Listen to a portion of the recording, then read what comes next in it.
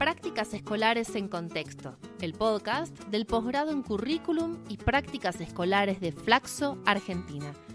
Un espacio para quienes, inquietos por los saberes y prácticas escolares, se permiten pensar la escuela y su cotidianeidad, habilitar preguntas en torno suyo y, ¿por qué no?, esbozar respuestas también.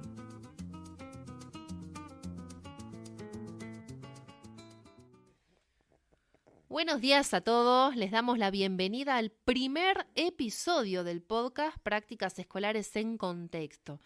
En la entrega de hoy traemos una cuestión que los cursantes del posgrado se proponen analizar muy a menudo. Es recurrente que traigan esta cuestión en los foros de debate que transitamos durante el posgrado y que lo elijan como problemática en sus trabajos, en sus escrituras. Esta cuestión es la referida a la educación inclusiva.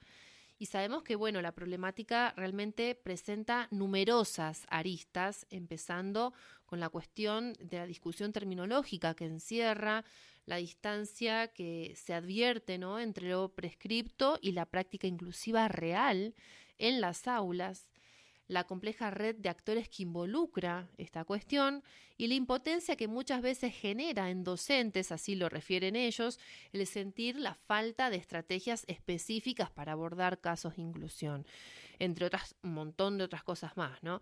Hoy traemos aquí al podcast para entrevistar acerca de prácticas concretas para una educación inclusiva a dos especialistas. Ellos son Mariana Elisegui y Nicolás Batinic. Con ustedes, los especialistas.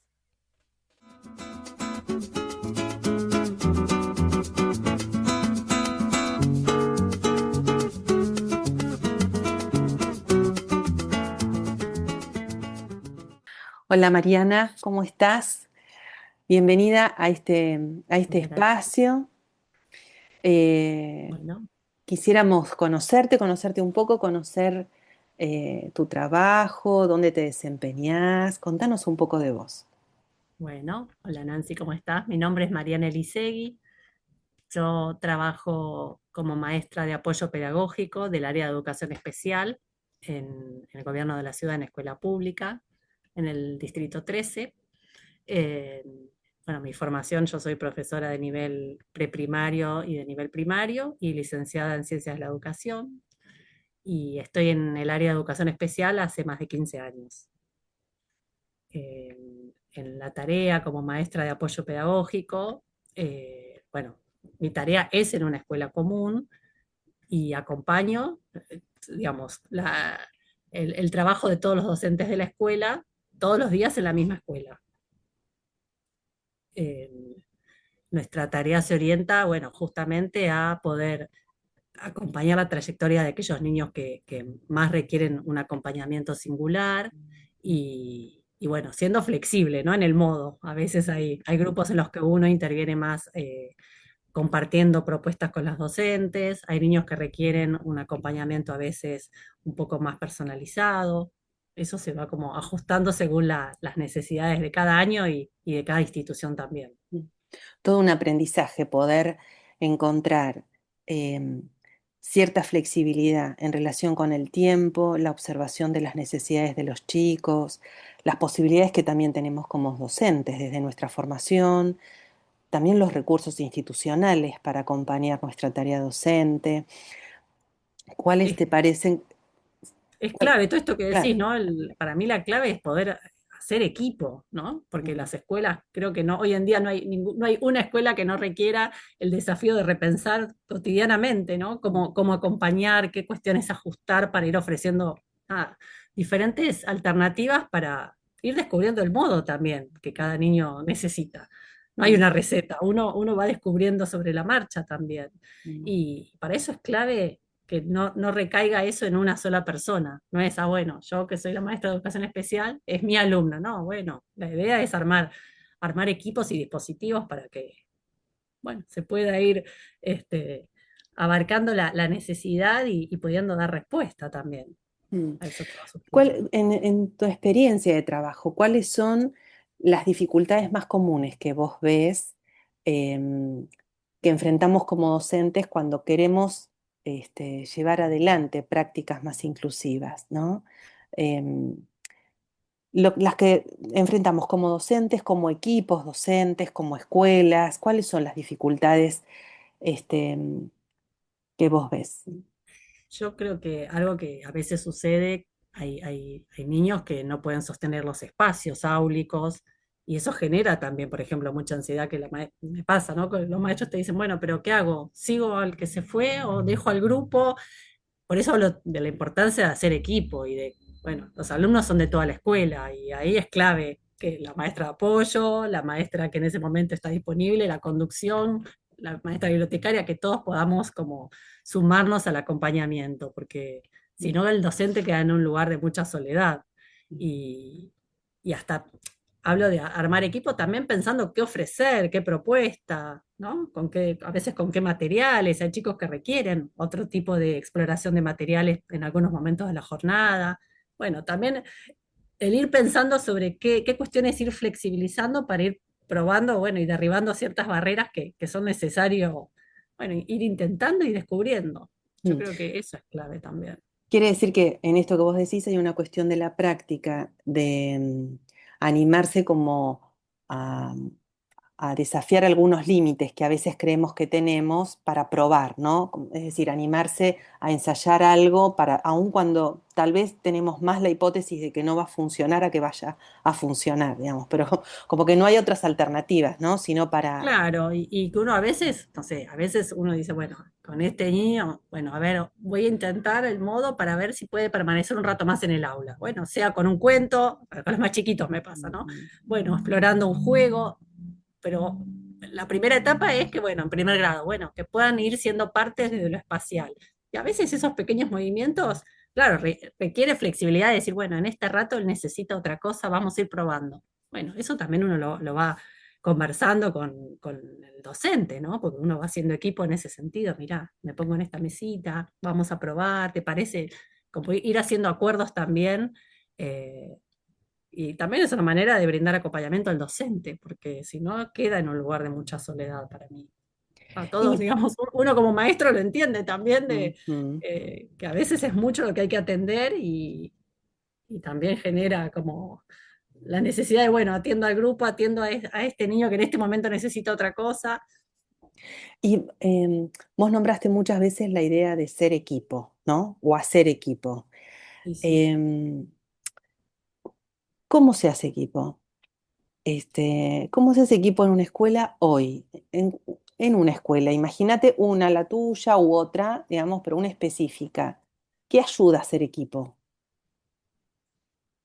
bueno, yo creo que tener espacios de encuentro, ¿no? No sé, con la coordinadora de ciclo, si es en primaria, a nivel inicial con la conducción, ir también, ¿no? Poniendo en palabras cuál es el desafío, qué cosas se van probando. A veces, digo, equipo en nivel inicial, a veces es la maestra con la maestra celadora, que, como que Ujú. ambas van repensando la dinámica del grupo y cómo colaborar mutuamente entre ellas. En el caso de mi escuela, es bueno, así como yo como maestra de apoyo, hay otros programas a veces que también, ¿no? Hay docentes de otros programas, bueno, también, qué intervenciones qué vamos viendo entre todos, de qué ajustes ir realizando. Creo que la comunicación también es clave, ¿no? El poder tener pequeños espacios de encuentro para ir conversando sobre también la singularidad de algunas situaciones, sobre qué cuestiones ir abordando con la familia. No sé si hay que hacer una derivación al equipo de orientación, en el caso de las escuelas públicas. Como que la comunicación hace también repensar y ir reajustando lo que se va ofreciendo, Ujú. con La acuerdos conversación. necesarios, ¿no? Hasta si uno piensa en si ese alumno va a tener un PPI, ¿no? Un proyecto pedagógico individual, bueno, todo esto también se conversa y se acuerda. Mm, mm. Em, bueno, y en esta experiencia de tanto tiempo que vos tenés de andar las escuelas, incluso de haber participado muchas veces de equipos en la coordinación de equipos, ¿no? Em, ¿te acordás de alguna experiencia, alguna situación en particular en la que vos sentiste que fue posible la inclusión en la escuela, ¿no? Porque, hasta ahora hablamos mucho de nuestros intentos, ¿no? Y de pequeños y micro pasos, podríamos decir. Y Sí, todo eso es muy valioso porque, digamos, ¿no? La construcción es así, ¿no? De micro prácticas, ¿no? Eh, sí. ¿Te acordás de alguna experiencia en la que vos decís, acá la verdad que lo logramos? ¿Cómo fue? Mira, yo varios años trabajé, digamos, me desempeñé como maestra psicopedagoga, ¿no? En un equipo de educación especial, acompañando la tarea de las maestras de apoyo en nivel inicial.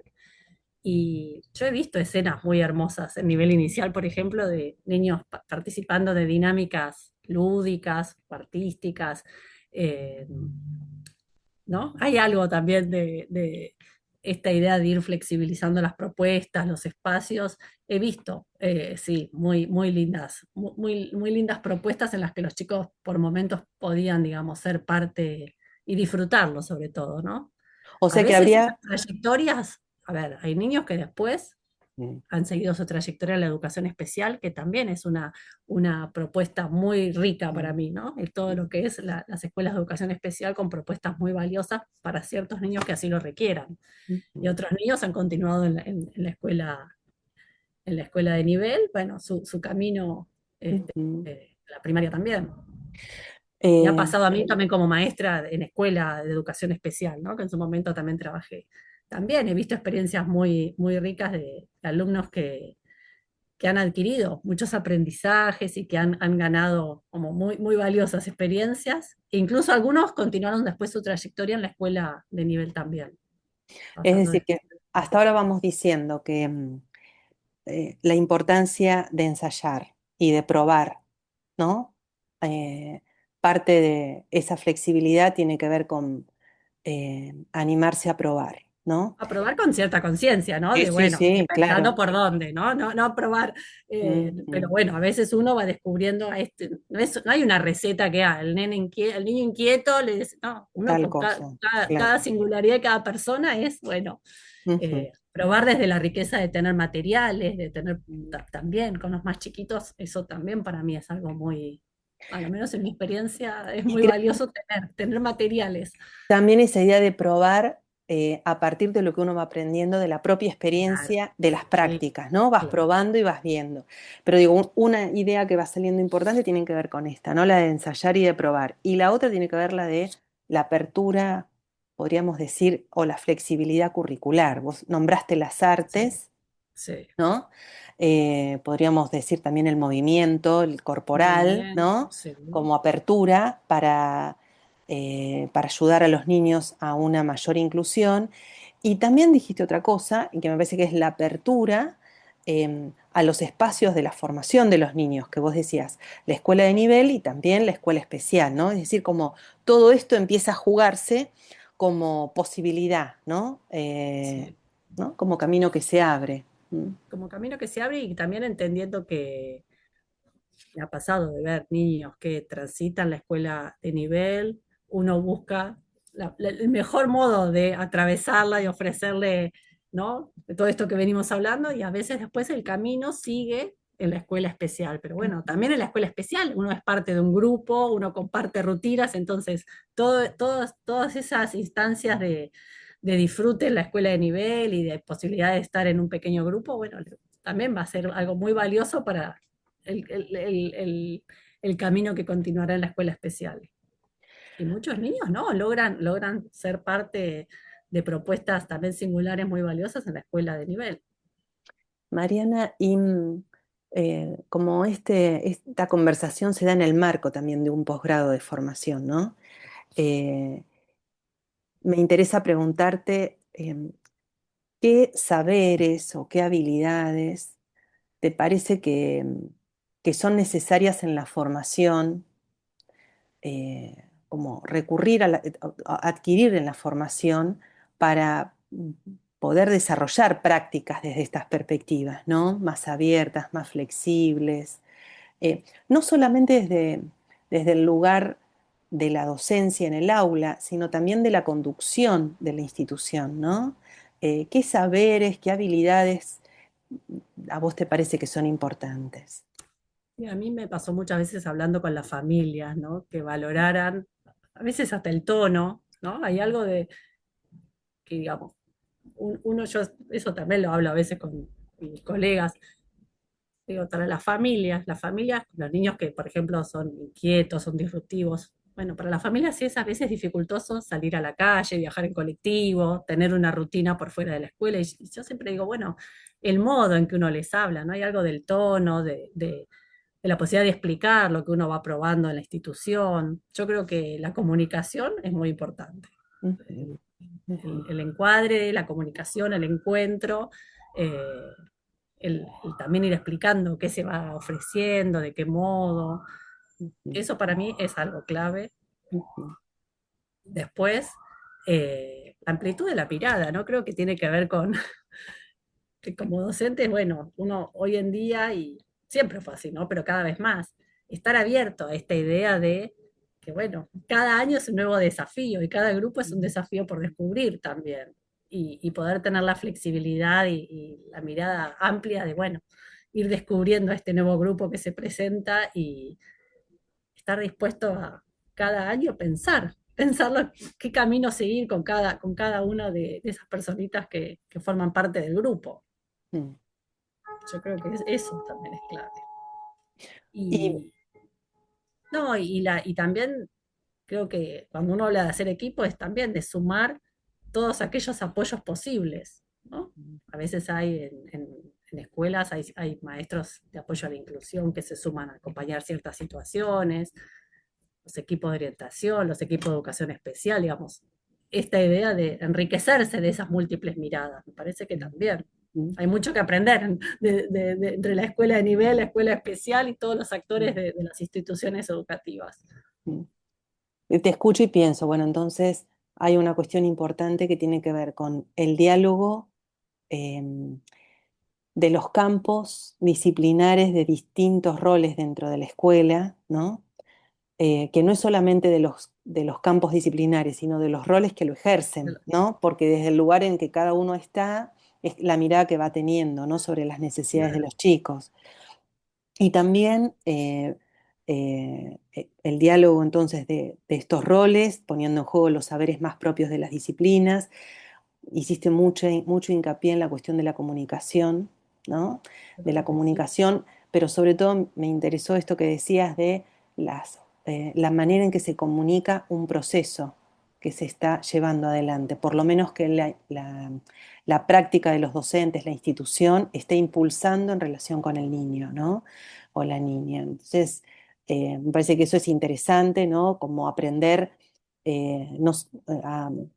a desarrollar procesos y no actividades que lleven a algo, sino procesos, ¿no? A elucidar esos procesos y poder comunicarlos también a la familia, ¿no? Bueno, porque a veces te pasa que hay niños que todavía el cuaderno no es un soporte Ujú, familiar, ¿viste? Nos pasa, a veces en primer grado, en segundo.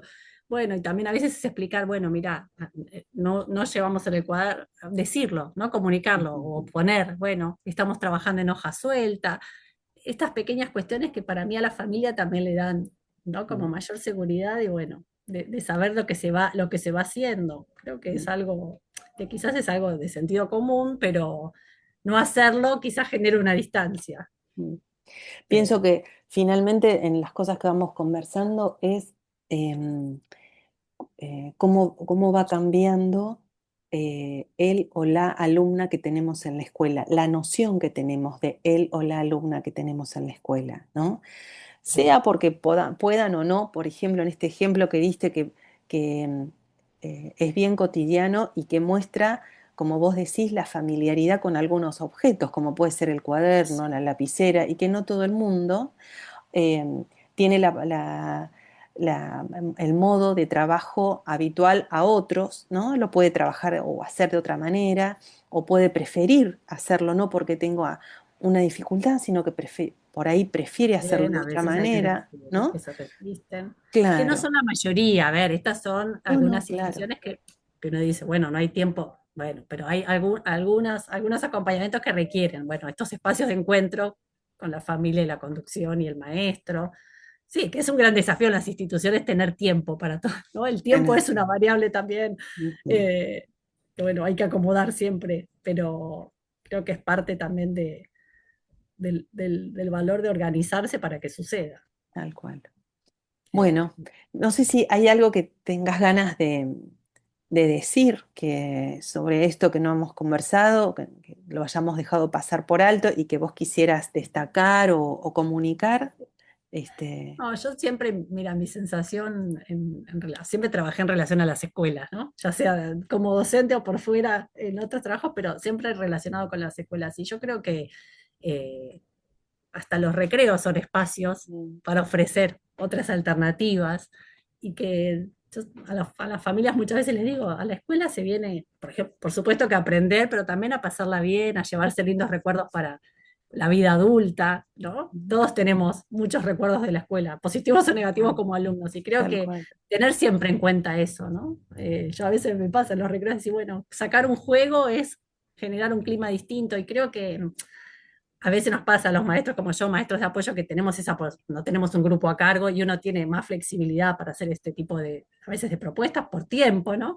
Creo que es una variable rica que ofrecer, ¿no? Porque la escuela también es todo eso, es la posibilidad de tener a veces acceso a cosas que en casa no hay, Mm. o quizás sí, ¿no? Depende mucho de la situación de los chicos, pero que la escuela aloje y sea un espacio valioso para los chicos y un lugar de refugio, me parece que es como fundamental. Fundamental. Acá mencionaste también dos cosas muy importantes, ¿no? Que es el espacio y el tiempo, y así como decíamos de los ensayos y las pruebas en las prácticas, y hablábamos de las aperturas curriculares y también las aperturas para pensar horizontes de llevar adelante la formación. También pensamos entonces en el tiempo y en el espacio como dos estructurantes de la vida de la escuela que también se pueden, podríamos decir, hackear, si queremos, ¿no? Que hay formas de hackearlo, ¿no? Y también hablamos de las materialidades, porque mencionaste bastante el lugar de los materiales para ser parte de estas prácticas que nos permiten otras cosas, ¿no? Sí, y que además a veces también es manejar la frustración, ¿no? A veces Mm, pasa que el maestro hoy quiere dar este tema y sí, y a veces hay dinámicas grupales que sí, uno quiere, pero hay que también que no se pueden. ser flexible porque la realidad se impone y porque el modo a veces, armar grupo, a veces hay algunos grados que armar grupo, ser parte de un grupo es el proceso previo necesario para que todo lo demás suceda después. Y eso a veces hasta lo converso con compañeras, decir, bueno, en este momento, este grupo, en este momento ya necesitamos hacer otra cosa porque por más que uno fuerce, hay a veces, ¿no? Desde la emocionalidad de los chicos, desde las posibilidades del tiempo de atención. Bueno, hay grupos y grupos. A veces hay situaciones que requieren flexibilizar y también leer esa situación Bien. para poder ofrecer otra cosa. Ujú. Bueno, esto también, uno lo va charlando y lo vamos lo vamos trabajando cotidianamente porque, bueno, a veces uno dice, bueno, es tercer grado, hay que ir haciendo esto, sí, sí, pero también es dentro de las posibilidades grupales. Es re interesante porque finalmente, este, más allá de los desarrollos individuales, se dan siempre en el marco de la grupalidad en la escuela, Sí, ¿no? claro. Y entonces esta mirada que vos decís, no solo de lo individual, sino de lo individual en lo grupal y lo grupal en sí mismo, también es una clave para pensar estas prácticas. Claro, sin duda. Bueno, Mariana, súper rica este diálogo, te agradecemos un montón. Bueno, Este, y bueno, estaremos en contacto para bueno, seguir profundizando esto. Muchas bueno, qué gracias. bueno. No, por favor, gracias a vos. Con Mariana conversamos sobre las prácticas inclusivas, especialmente en los niveles inicial y primario. Ahora queremos dialogar con Nicolás Batinic acerca de la relación entre la inclusión en las aulas de nivel secundario y la introducción de la composición musical colectiva, a partir de una investigación que él mismo llevó a cabo.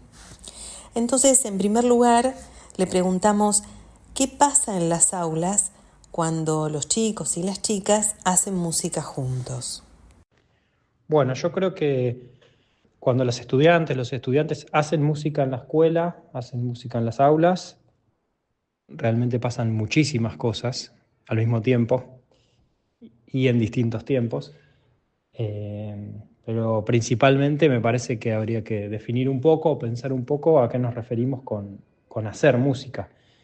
Entiendo que quizás lo primero que se nos puede venir a la mente es el hacer como una producción sonora que puede ser propia o puede ser de alguna música ya existente,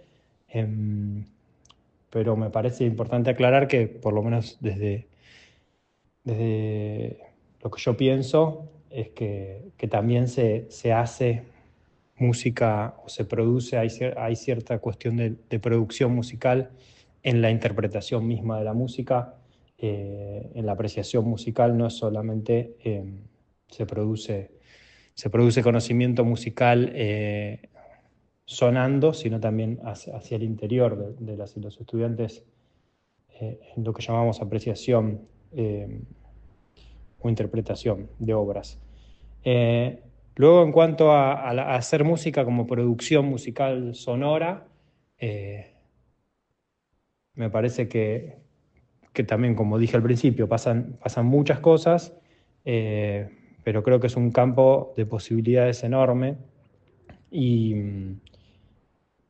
diría que en primer lugar, las y los estudiantes involucran toda su corporeidad, su territorio físico de otra manera a lo que comúnmente pasa en las aulas, porque bueno, se disponen desde esa corporeidad a tocar instrumentos o a habitar la voz desde otro lugar, mismo quizás hacer percusión corporal. Se pone en juego otras cuestiones y otras formas vinculares que se abren a partir de esta forma de producción que tiene la música en las escuelas. Eso me parece que sería una de las cuestiones importantes. Luego, la composición musical colectiva, el producir música entre todos y todas, música propia de las y los estudiantes, entendiendo que cada uno y cada una no necesita un trayecto propio en cada año que les permita luego componer, sino que cada persona, cada estudiante puede componer con los conocimientos previos que ya trae. Desde esa concepción, el producir música propia entre todas y todas, creo que abre muchísimas posibilidades a experimentar cuestiones muy importantes, desde la cooperación, el trabajo en el grupo, ya sea en pequeños grupos o con todo el grupo, un trabajo que hace dialogar lo común y lo diverso al instante, porque hay un sonar colectivo, pero a través de un sonar individual, y creo que eso también resume mucho el pensar qué pasa en las escuelas cuando los estudiantes hacen música. Gracias, Nicolás, por ayudarnos a pensar esta distinción que nos haces entre hacer música y el trabajo con la composición musical colectiva. Entonces queremos profundizar un poco más y preguntarte de qué manera la introducción de la composición musical colectiva colabora, favorece a la inclusión de los chicos y de las chicas en la escuela secundaria. Bueno, a la hora de pensar la articulación entre la inclusión educativa y la educación musical, creo que hay que decir que, bueno, la inclusión educativa es un campo de estudio muy abordado, muy investigado, muy pensado. La educación musical también, quizás la articulación entre los campos no tanto. Entonces, creo que es importante decir qué entendemos por inclusión, dada lo polisémico del término. Yo pienso a la inclusión y a la composición musical colectiva como una experiencia que podría entrar en diálogo con la inclusión como experiencia en este caso educativa, experiencia de acercamiento o de diálogo con la composición musical colectiva, como veníamos conversando. Entonces, si bien la preocupación inicial del trabajo que yo vine realizando estaba en relación a la inclusión, entiendo que es difícil establecer una conexión directa o una afirmación categórica de que la composición musical colectiva promueve la inclusión, pero sí se pudo observar mediante distintas dimensiones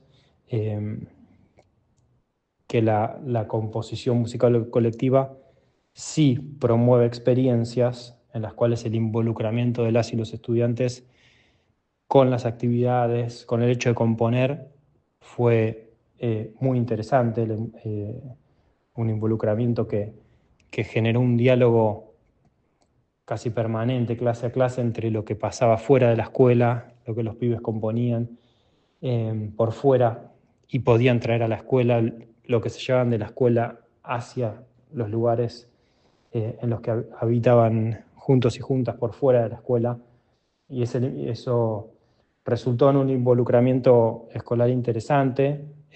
También decir escolar me parece que es mucho quizás, estamos hablando solamente de un área y un momento de esta materia de educación musical, de educación artística.